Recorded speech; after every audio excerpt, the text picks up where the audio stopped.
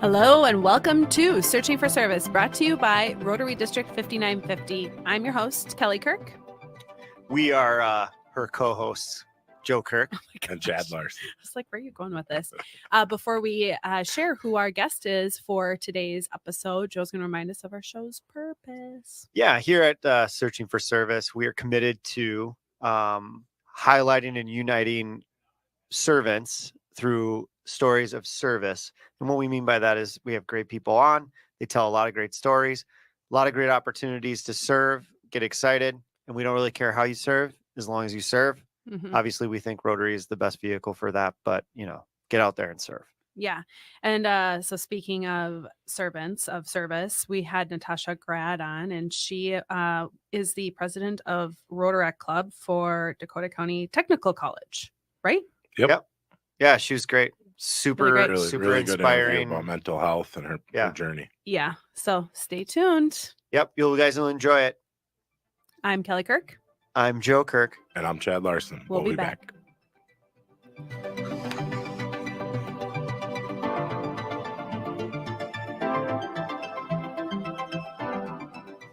Hello and welcome back to Searching for Service, brought to you by Rotary District 5950. I'm Kelly Kirk. I'm Joe Kirk. And I'm Chad Larson. And before we introduce our in-person guest, Chad is going to remind us of our show's sponsor. Well, we want to thank Russell Hampton for sponsoring us. They are the #1 printer for Rotary in the country. You can check out, if you're watching, some of the swag they have printed for us. We got mugs, cutting board, hat, you name it. Pretty much anything you can slap your logo on. Or Rotaries, they're there for you. So look them up at russellhampton.com. And we're always in the market for additional sponsors for the show. So if the show compels you to do so, reach out to us at searchingforserviceshow@gmail.com. There you go. Thanks, guys. Appreciate it. Well, it's always nice to have a guest in person here at the studio. So we want to welcome Natasha Grad. She is the president of the Rotaract Club for Dakota County Technical College. Welcome. Yeah. Hi, guys. Thanks for having me. This is cool in person as well. So yeah, we are happy to have you. So really, we want our listeners to have the opportunity to get to know you as a guest. So I'm going to ask the first question. I usually do. Where are you from? So I'm actually from Eagan, Minnesota. Okay. Grew up there, went to Eagan High School, and then actually graduated from a cool school that's on the Minnesota Zoo property. If you've ever heard of it, it's called the School of Environmental Studies. Cool. And it's focused just on the environment, education-wise. So clever name then. Yeah, it fits very well. Nice. Didn't have to do regular gym. I got scuba certified as a gym credit. And I also went up to the Boundary Waters in the middle of February, which was actually really cool. Okay. And also May. And cold. It was cold, but it was the most beautiful thing I've ever experienced. Really? It was totally worth it. Cool. Wow. Yeah. So I didn't have to do track. Okay. I went on cool adventures instead for my gym credits. That's really cool. Yeah. That's fascinating and something I've never heard of that before. So. They didn't have that in Wisconsin? Oh no. I don't believe so. Or maybe they did and I just wasn't. You didn't have like the couple dozen people that just showed up at graduation. You're like, I've never seen you before. Because did you graduate technically from Eagan? Yeah, so Eagan was my home high school, but I didn't walk at Eagan. Yeah. I just didn't really feel connected at the time to that school. And so I walked with SES, it's called, or SESers. And it's really cool because we actually have our graduation at the Minnesota Zoo and we walk across the stage barefoot. So I graduated barefoot, connected to the earth. And it was a really nice experience. I think there was only like 168 kids. Only? Yeah. Like there's a lot of people listening to this that would go, like, I graduated with 17 people in my class. My graduating class. Yeah, my graduating class wasn't much bigger than that. It was a school that only juniors and seniors were at, and it was 200 kids per year, so they could only hold 400 max. It was cool, kind of intense to get into, but a lot smaller than Eagan. Cool. Yeah. Oh yeah. I think Eagan graduated with like over 500 students. So what drove you to do that school alternative versus just going through the regular high school? So I had a few mental health problems or issues at the school. and actually ended up having to kind of drop out because of that. Sure. And I don't know, just the learning style was different. I was interested in the environment. I felt more connected to the environment. They went outside. I Yeah. wasn't stuck inside of a building for 8 Sure. hours. Amazing. Yeah, and I was just really passionate. And actually, I ended up gaining a passion for glacier ice. And I originally wanted to pursue an environmental science degree. Okay.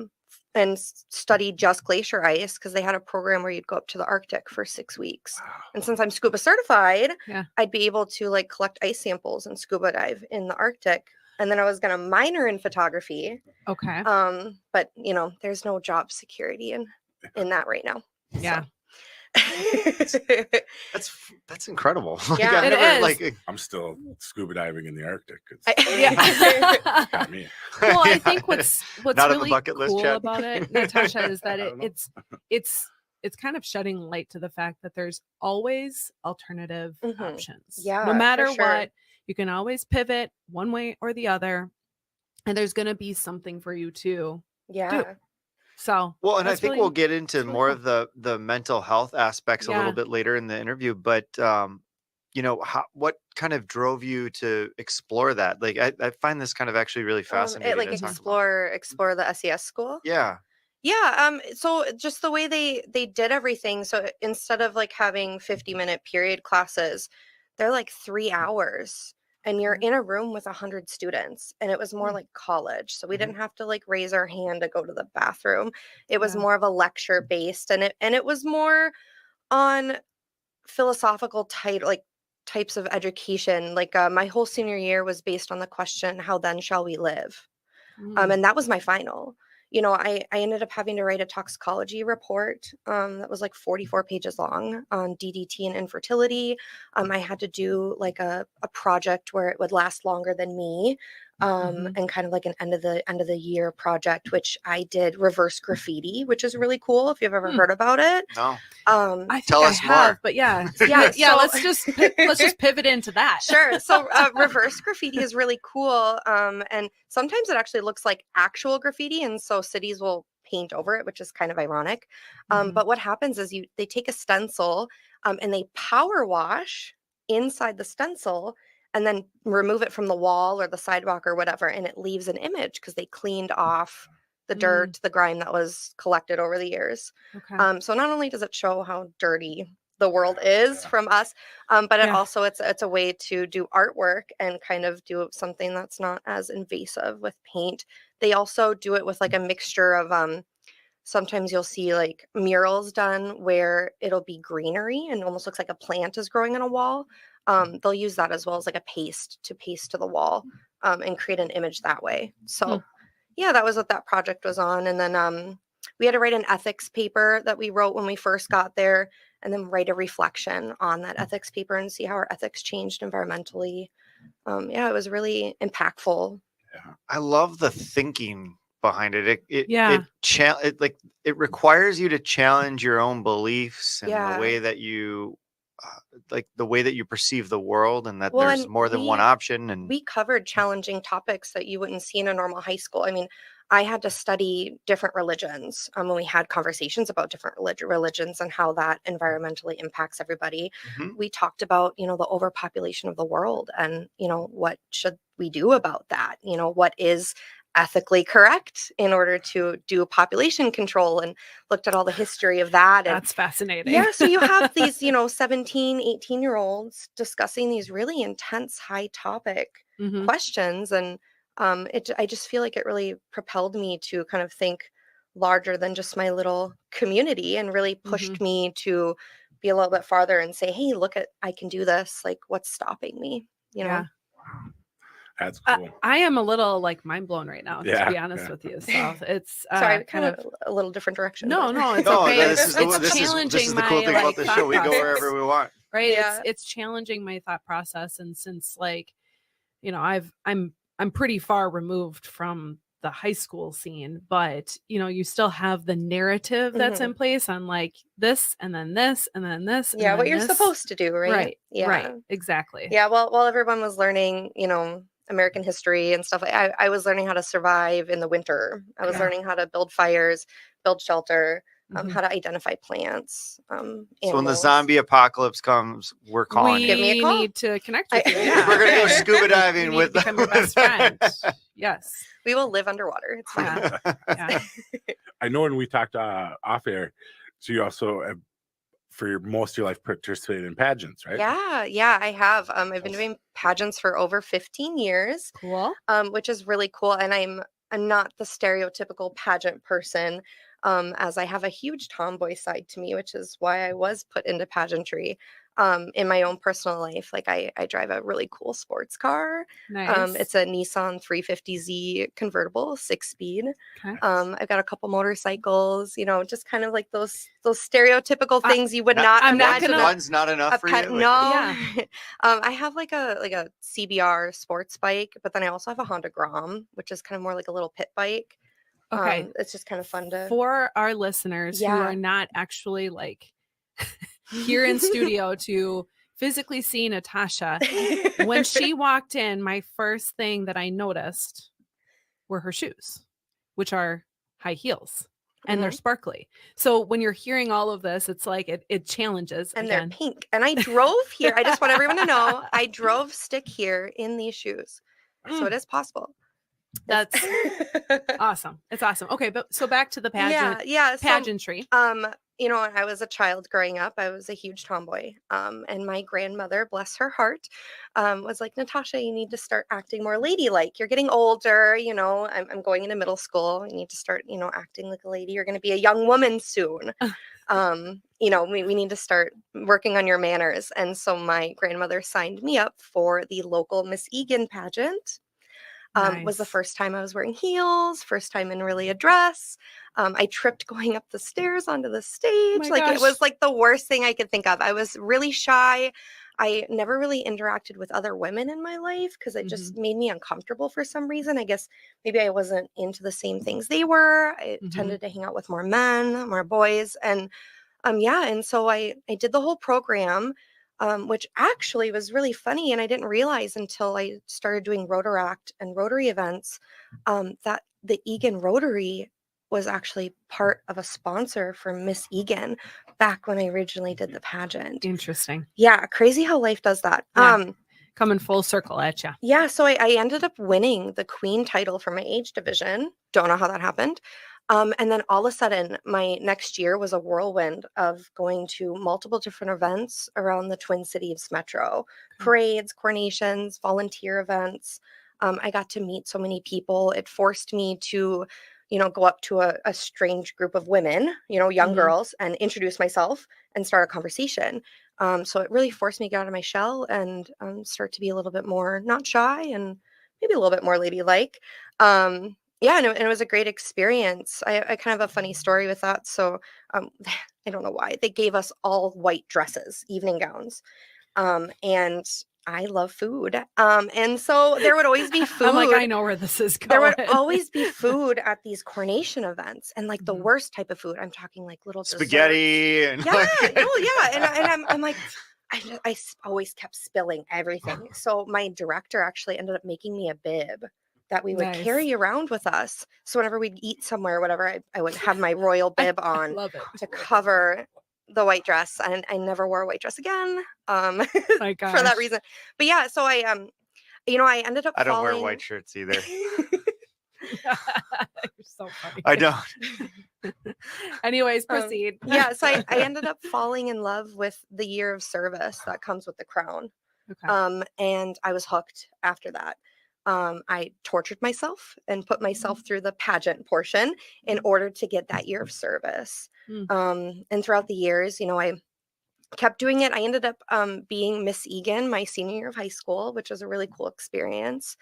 And then afterwards, I was like, what's next? And a lot of the ambassador programs around here, they kind of end once you're done with your, grade school, high school. And I didn't know where to go. And so I found out that there's actually state and national pageants out there. So I was like, you know what, if we're going to do this, let's do this, right? So I went the state national route. And after I made that decision, I did it in the honor of my grandmother. So yeah, now I always feel like she's on stage with me and probably very proud to see how much more ladylike I am. not fully, Though but you're keeping those ties to the tomboy. keeping those I ties. love I can it. never get rid of it. But yeah, So so out on stage in your Honda. Yeah. Yep. it's definitely a talking She's point. representing. She's representing. But Yep. because of that, I've held 5 Miss Minnesota titles. I've held 2 national titles. The most recent, I was the national Miss for American Royal Beauties for 2022. And having those opportunities led me to creating a platform of something I'm very passionate about, which is helping to educate and end the stigma against severe mental illness. Mm. So that's been a very big passion of mine, and that's something that I have dedicated my life to for the past 15 years. And it's something I'm going to be continuing now throughout my life. And it was really cool having that national title because, you're able to do this at a national level. You're able to talk to people nationally, really gain awareness on an issue like that. Okay. So I'm going to just unpack some of this stuff here. First, I want to ask the question, where is this passion deriving from? Yeah. So the passion for my platform has to do with kind of a personal story to mine. So I've struggled with mental health my entire life. Okay. It's something that wasn't picked up necessarily quick enough, and people around me didn't notice. And so I started self-harming at a young age. And after I had my first friend die by suicide my freshman year of high school, beginning of my freshman year, that's when I started to take a turn of really great depression. It was also around the time my grandmother passed away, who I was really close to. And, through that time, I was self-harming and nobody noticed. Nobody noticed the signs. And so when at school, they brought us into a room and was like, hey, if you are feeling this way, come talk to a counselor. And so I did. And the counselor didn't take my message as serious as it should have been, and had informed my parents that it was just for attention, which led me to having my own first attempt my sophomore year of high school. Okay. And that led me into, being hospitalized for a little bit, trying to come back into school, and just wasn't able to do it with all the social. I was bullied my entire life. And so being around those people and kind of in that same environment where I associated all these negative emotions just made it really difficult to cope. So I ended up having to drop out of high school, which was really detrimental to me because education is a huge thing for me. And with, my mental illness declining, I was going from an A student to failing all of my classes. So there were signs and symptoms out there, but, at the time, it wasn't really talked about. No. People didn't really know. I'm a little bit older. I graduated high school in 2013. So, this is happening 2009, 2010. My parents grew up in an era where mental health wasn't really talked about. It was kind of brushed under the table. We deal with our issues ourselves and we don't talk about it.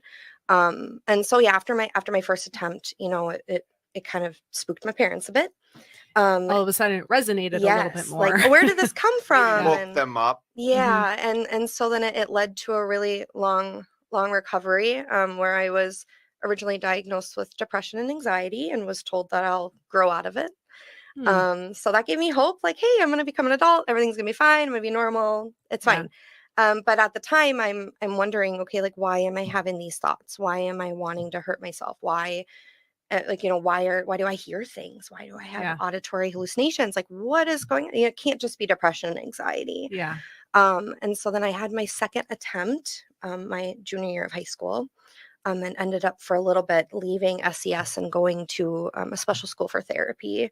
There was therapy for most of the day, and then school. Well, that kind of came to bite me in the butt later because I was going to an environmental school, and they did not know how to teach that. So I ended up having to do night school my senior year of high school. And thankfully, I was able to graduate on time. Wow. Took a lot of work from my end, but I was determined and I did it. And then I had my third attempt when I was about 20. And that's when I finally got put into the adult system, right? Because during this time, my mom's even asking the doctors, like, what can we do for her to stop, like, cutting herself? What can we do for her to stop harming herself? And they just look at me and say, well, just don't cut.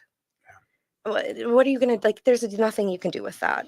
And so Mm. I finally got into an adult program where they looked at me and said, "You don't have depression." And I was like, "What are you talking about?" Obviously, I have depression. Like, Yeah. I've attempted suicide. What are you talking about?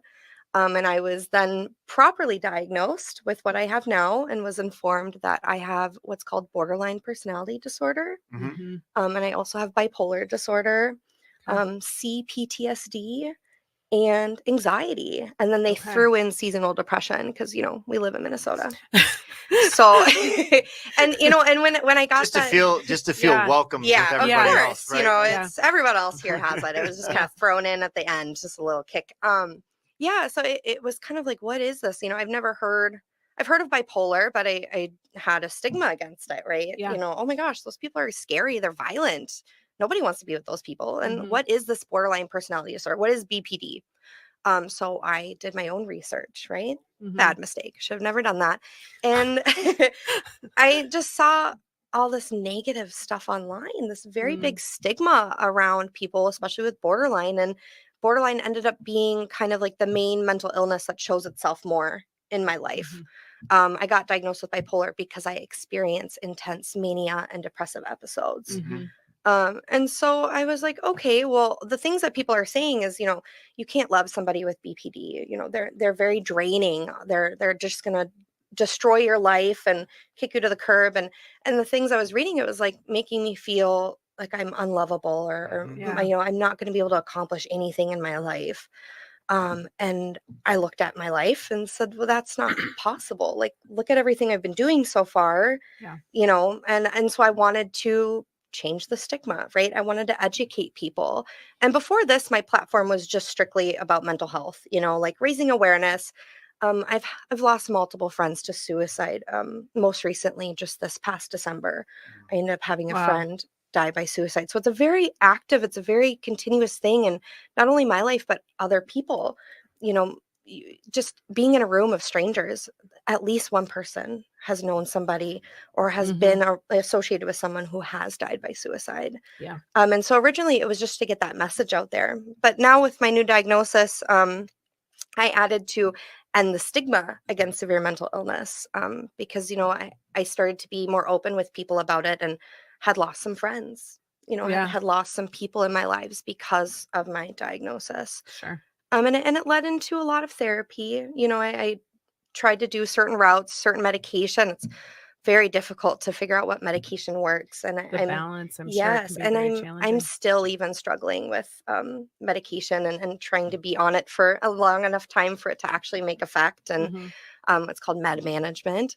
Yeah, and so it's just been kind of a crazy journey. But now, even though I still struggle, right? I still sometimes have those thoughts. Mhm. I still sometimes do harm myself.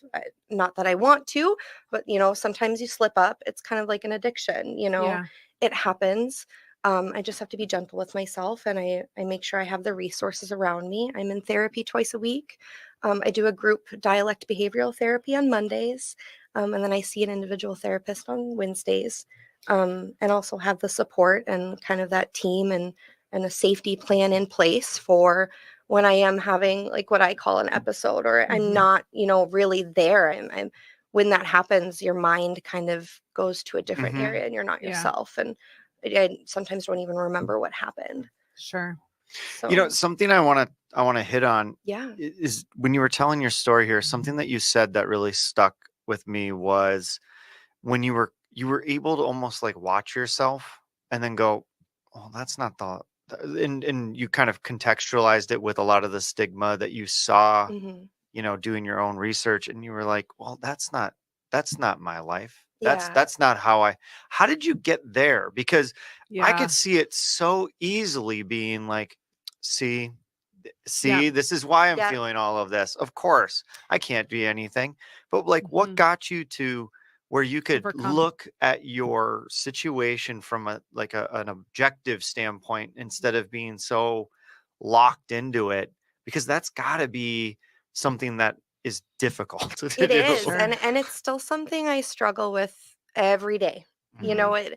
And I'm not quite sure where it came from. I think it was more I looked at myself, and I'm a very kind person. I'm a very giving person. I love others first before myself.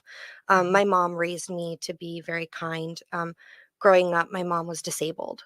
And so I was already introduced to that world, and, be nice to people. You don't know what they're going through. You Yeah. don't know what their life is like. And so I was always wanting to help other people. I was always, volunteerism was a very big thing for me. And after joining pageants and seeing like the difference I can make in my community, even as like a 12, 13-year-old girl, it was just something that I kind of held on to and grasped and said, hey, like, I'm extremely kind to people. I'm very nice. I love people, and I do all this volunteer work. I do make the world a better place somehow, so I can't be all bad. Interesting. Yeah. Were you going to ask a question, No. Chad? Okay. So our current Rotary International president, Gordon, are you aware of what his like mission is? I am not. No. So I hate to say that. Mental since I'm on, health it is one of around the- mental yeah. health. I didn't know that. So I mean, if you haven't learned a little bit about that, it certainly is a great opportunity to just kind of help connect the dots. Yeah. So I guess it actually answers my question if that was some sort of like tie to that as well. Oh, But, like why I yeah. should join Rotary or Rotaract? Mhm. Yeah. Do you want me to explain why I joined? Of course. That'd be great. Yeah, of course. Yeah. Because obviously it's not that. No, that just happens to be a coincidence, actually, which is Okay. really great to hear and see that, other organizations have that same passion, or other people have that same drive and passion that I do. Because what I've done on my own has been kind of difficult. I've gone out and spoken to adolescents and young adults about my story, the signs and symptoms. I spoke with parents, what it looks like, or how do you deal with a loved one who may be experiencing severe mental illness, and also just kind of introducing them to someone. Hey, have a conversation like we are now, and then I spill the beans, right? Tell them, hey, look, I have all of this. And a lot of times they're shocked. They don't believe me. Yeah. They're like, I don't get it. You're so normal. You can juggle so many things. You seem like have a normal lifestyle. And I always tell them, yes, from the outside I do, but you don't see me at home. You don't see the struggles I have daily. You don't see the extra steps it took me to get where I am. It takes me like 3 times more work to be able to do what the average person is doing. And so I found out about Rotaract because I went to college for the 3rd time and ended up going for photography. And I chose the best time because it was right before COVID happened. Yeah.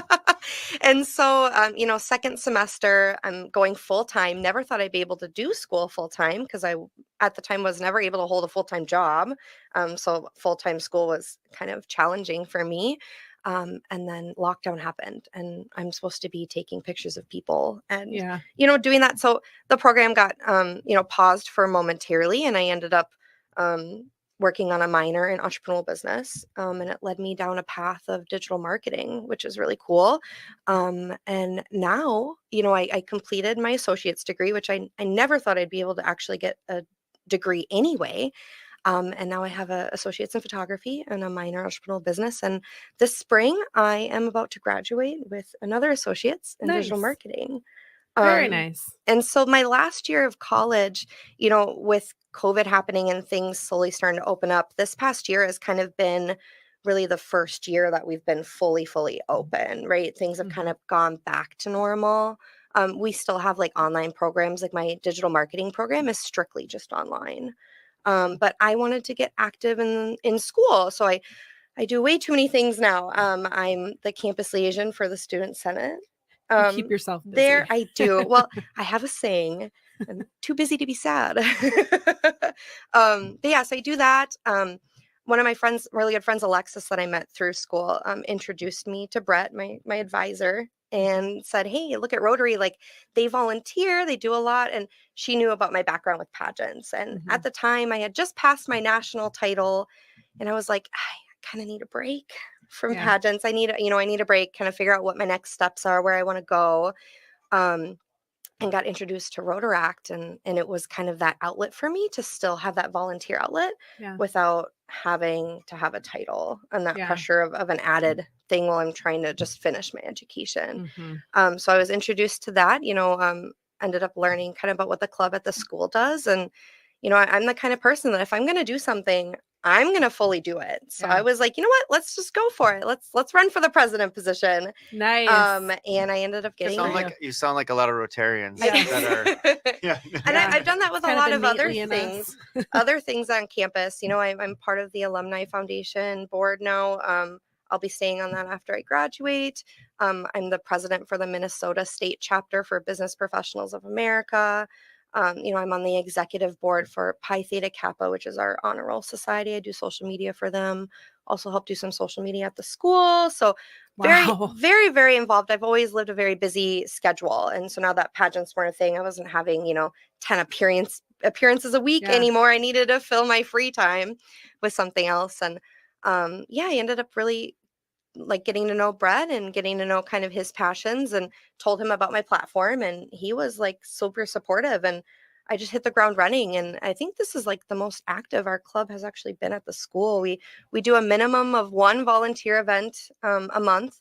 I mean, even just this past week, Monday, I went to the press release of Rotary International being here. Super cool. Yes. Got to experience that.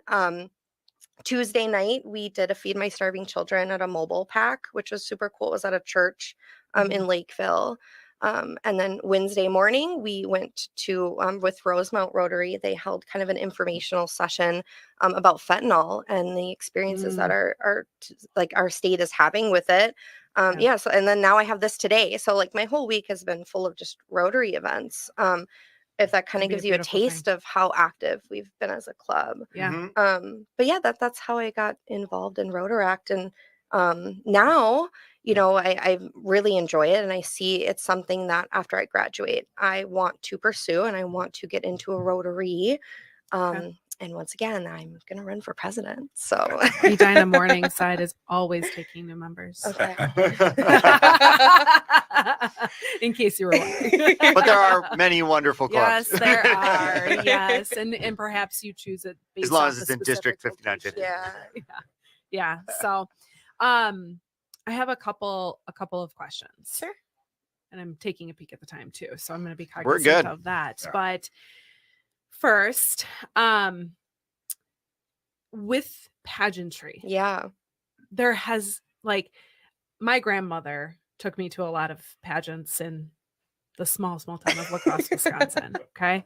So I'm familiar with what that process looks like. But there, you're being based off of physical appearances and stuff. Yeah. For the most part. And then there's other components of it too. There truly are. But there has got to be so much mental health around that, and just challenges that that most of the gals encounter. Yeah. So let's talk about that a little bit. Some of the stuff that you've encountered, other individuals who have been a part of the pageants that you've made friends with that have encountered some of these issues as well. Yeah. So, great question. Thanks for bringing that up. The stigma, once again, about pageantry. So yes, we are, judged. It's a very intimate thing. You're taking yourself, your personality, your life, your mission, and you're laying it out on a table or laying it on a stage and saying, hey, judge me, right? It's very scary. Not the average person can do that. Right. And that's kind of something I've leaned into, especially with the struggles I've had, just self-identity with myself and body issues, and kind of, not thinking I'm pretty enough or not thinking I'm good enough and stuff like that. It was kind of something I leaned into, which was kind of like a physical proof to me, like, hey, obviously I'm beautiful. I have a crown, obviously other people find me interesting. Other people like me. So it was kind of that confidence builder, that kind of outward look showed me like, hey, look, like the thoughts that you're having aren't correct about yourself. And it is scary, especially, being a plus size woman in the industry of pageantry. I compete against straight size women. I compete against size 2. And I still even win at the size I'm at. And so something they do, which I think is really cool, that not a lot of people know about, is when they're judging you, right? Like during evening where they're judging you on your looks, they're really judging, how does that dress fit your body shape? How does that color complement your skin tone? How does the way your hair styled or the makeup choice that you chose complement you and your features? And so you really need to know your body. You need to really know what looks good on you, what doesn't, Yeah. trying out those different things. And so they're really judging you individually based on you, who you are. And then at the end, they just add up all the numbers. Okay. One of the biggest parts of the competition, which a lot of people don't know about, but the number one part is interview. That's usually 50% of, the total score. And that's where they really get to know you. It's like a 4-minute thing. Sometimes it's a panel interview. Sometimes it's a table intimate interview. Panels are my favorite. But then I don't have to repeat myself. Yeah. But then they're able to answer those intense questions. And especially with me, being in an older age and the kind of platform I have, sometimes that can get really heavy. And you've got 4 minutes to tell my story. I've got 4 minutes to tell them, why I want this national title and what I'm going to do with it, right? Show them my business plan for the year, because that's what it really is. Yeah. You're given this opportunity. You're really being the face of this organization. Sure. What are you going to do with that opportunity? And so a lot of it is more mental and kind of how you hold yourself. Are you confident on stage? Are you giving eye contact? Do you look and feel like someone that's comfortable in their own body? And so that's kind of been what's helped me gain confidence in myself. And I've had some people say, that's a very superficial way to gain confidence, Natasha. And I mean, maybe a little bit, Yeah. but when I'm having those really hard days and I look up on my bookshelf and I see my crowns up there, it's what pushes me forward. Yeah. When I have that dirty sash that's brown now and it's Yeah. not white anymore because of all the work I've put into that year, The it's really visible, and the memories. And then I've also, what's really cool about pageantry is it led me down a really cool direction that I never thought I'd ever do.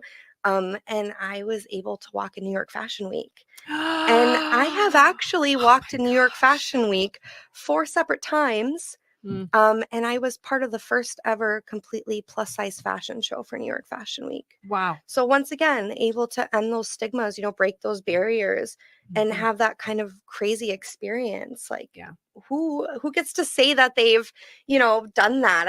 I've had photo shoots in the middle of Times Square at both like noon and 1 a.m. And, having those memories and being able to like show somebody like, hey, look, like this is a picture of me in Times Square, and this is a picture of me in front of the Empire State Building. And it's just very random, but the experiences, right? Yeah. But I do just want to point out the fact that like you have those hard days, right? And then you take a look at the memories that have been created and all of what has gone into getting to that point. Literally right? the blood, sweat, and tears and the dedication, That's not only to my life, but other people's lives I've done, and my platform and the passions I have.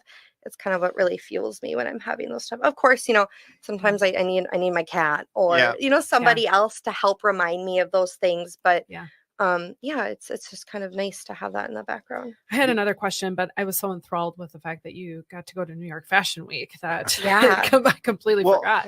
So something I do want to talk about, and this is something that's really interesting, is the more I get to know people, and the better and the more interesting the person is, the more hell they've been through. Yeah, like isn't truly, that weird? and it's like there's something to, and I've asked myself many times, like, why is that? Yeah. And there's something to that wrestling with demons all the time, like with your inner demons or whatever demons in your life that you're going through, and being able to smile on the other end of it and being able to learn something from it, or to, gather whatever you need to keep going and keep pursuing your vision or your goals. That seems to be kind of the secret sauce of really successful people. Well, ignorance is bliss. Well, 100%. It goes back to, you gotta struggle in life to get anywhere. You don't get anywhere by not struggling. Well, and not only that, but it creates resilience, right? I'm not afraid to hear the word no. I've been on stage and never got picked for anything. I've gone through these things. I've put myself through these troubles, and also I've had experienced, multiple different things that have happened to me where people are like, I can't believe that's happened to you. I'm a person of sexual assault, and it's happened more than once. Things like that where it's trying to take a bad situation that's happened in your life or something like that, and trying to find the silver lining, right? Trying to find the good that can come out of that. And I really feel like it just kind of, I don't want to say builds character, but it creates that resiliency, and it kind of creates you to be able to be more compassionate with others, right? Because I understand. I understand what someone might be feeling, or I understand what that situation is like. I'm able to connect more with that person. I'm able to make more deeper connections, more impactful, meaningful connections with someone. Compassion was the word that came to my mind too. So I'm which glad is you said important that. in this world, because we're so involved in our own technology and our own lives that sometimes we forget that other people exist, and they also have feelings, and they also experience things that we don't know about in our daily lives, and they also might be having a hard time, but we don't see that because it's private and it's behind closed doors. Well, and it's also probably core to why you serve. Exactly. Yeah. So to kind of bring it full circle for the show and for, what this show is all about. And it was a really wonderful interview. And thank you so much for I want to ask sharing. one more. Oh, okay. Sure. Well, we breezed past that. You talk to people and share how they can help people in their lives or resources. So I would say, what would you say to the audience, or whether they have somebody in their family, whether they're going through things, is there resources, or, I know you just briefly breezed over it, but I'd like to lead on so that. there's actually a lot of resources out there, and then within the last 10 years, right, even 15 years, it's gotten a lot better. There's the 988 hotline, that not only Minnesota but nationally we have now, which is kind of the new 911, right? If you yourself are experiencing a mental health crisis, or somebody that is experiencing a mental health crisis, you can call and text that number. Someone will respond, and people are concerned, well, what qualifies as a mental health crisis, right? It doesn't have to be super severe. No, you don't have to be on the verge of about to commit suicide. It could even just be depressed, sad, not wanting to continue with life, not feeling the motivation anymore. So that's a nice resource. We also have a lot of really good programs here, like NAMI, or American Foundation for Suicide Prevention. They do a lot in the community, just to help raise awareness. There's a really cool event that I like to go to. It's called Out of the Darkness Walk. Happens in September every year, around Como Park, and they just help fundraise money, kind of gain awareness. And they do a nice walk around a lake, and it's really cool because they hand out beads based on like your story, right? And so it's a way to see other people without talking to them, but see how they're associated. Some people, it's I've just lost a friend, or I myself have attempted, and it's just really nice. They also have a lot of support groups around, and then I know in like our counties, I know Dakota County just had a really big deal with that. They're really putting in a lot of money on mental health crisis. Dakota County specifically, I just know more about it because that's where I live. They have a mental health crisis team, where you can call someone and they can come out to your house. No questions asked, no fee or anything, and have that immediate help. They also can do it over the phone, and I've taken advantage of that. I've had someone come to my house before. I've called somebody on the phone and worked through a problem, and they've been that person that's kind of helped me get back to zero, right? On whatever extreme I'm at. And it's kind of nice to have a professional come in, and as much as I appreciate the police and everything, sometimes they're not properly trained, or they don't know how to handle that situation.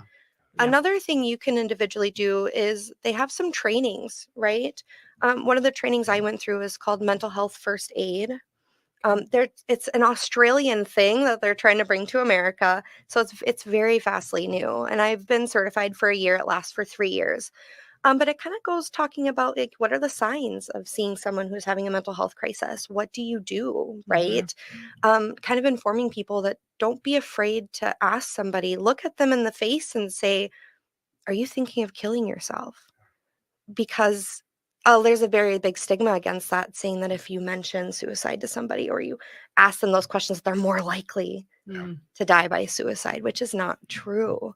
A lot of times they're actually very thankful that you asked them that question, and they'll break down crying, and finally someone notices, right? Finally someone sees the pain I'm experiencing. So I just recommend doing that, and just check in, look for those signs. Is someone giving away their things that you're kind of like, this is very personal to you. Why are you all of a sudden not caring? Or they're not caring about school, or they're kind of, they lost their job and they're not really, caring about those things in their life. So you just need to pay attention to the really little details and have those intense conversations. Don't be afraid to say the word suicide. So I wish we had another hour. I know. Well, I'd always love to come back. If you ever wanted, you're more than welcome to talk. come back. Natasha, I just want to take a moment to thank you, because it's very big and bold of you to come on here. And, we didn't even really go into Rotaract and what you do with them. But I think more importantly, your passion about mental health, that I'm glad it was our focus. So thank you. Yeah. And I'm really excited for my future. I'm really excited to get into Rotary, and maybe in a couple of years I can come back and talk about all the cool things I've been doing for Rotary in the state of Minnesota. I'll put some of the resources in the description, so if anybody's looking for more. And I can always send you some, via email or whatever links and stuff that you need. So sounds beautiful. Good. Well, as a reminder, you are listening to Searching for Service. I'm Kelly Kirk. I'm Joe Kirk. And I'm Chad Larson. We'll be back.